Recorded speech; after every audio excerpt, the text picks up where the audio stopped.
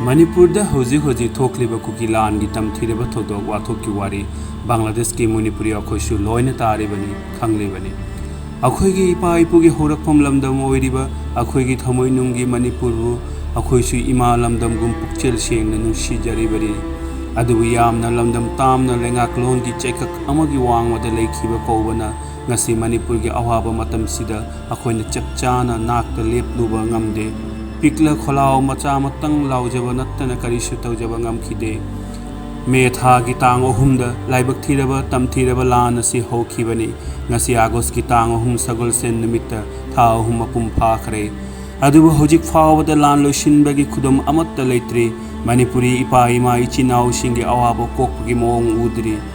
laibak thibadagi matik chaba pangal puthokpa ngamjadraba Bangladesh ki Manipuri akhoina awa nangliba Manipur ki mitei khuding makki nakta lepi makhoi gi awa bata sharuk yajari haiba utpa oina ngasi numidang wairam pung tare taba matamda Bangladesh ki mafam kya da yum khuding gi thongal mangol da khoiru thame amamam thanduna Manipur da hanagum tangdu leitaba phibam ama yamna yangna puroknaba haina mapugi mafam da thawni jaki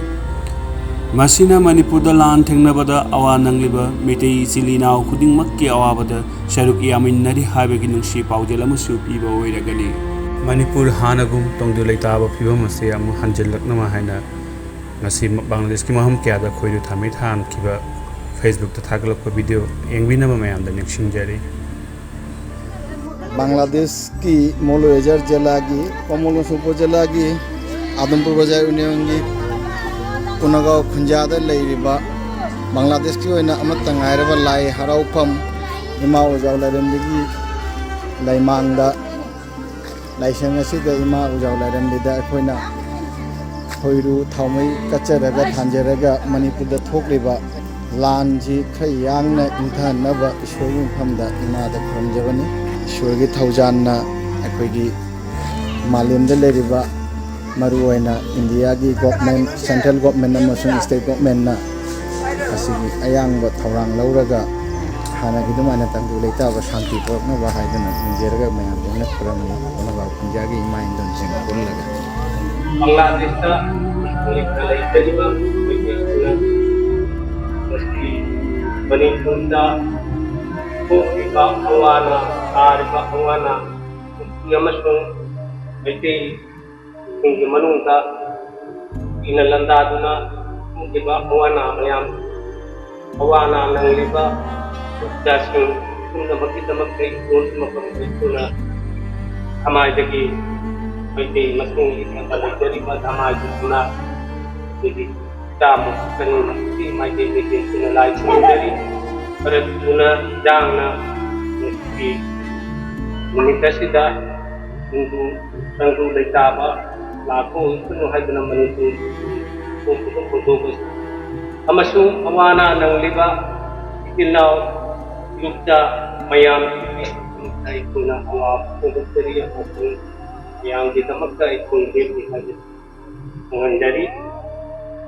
masih lagi Chakiba megi tang ahum dagi Manipur imalay pakta asigumba awana tariba punamakse Mangola Shirbat oinawa chitli kungi maigei dagi ima ichan indon sai susingna punamagna Mangola Shirbat ni chari asi punamakse kokpo oirasano ishori kipadagi Now I am going to live cast Facebook live cast from the Bhanibil Majergaon Adampur Bazar Kamalganj Maulavi Bazar Bangladesh Here is a protest against the violence in Manipur from our Mera 5B Bhanibil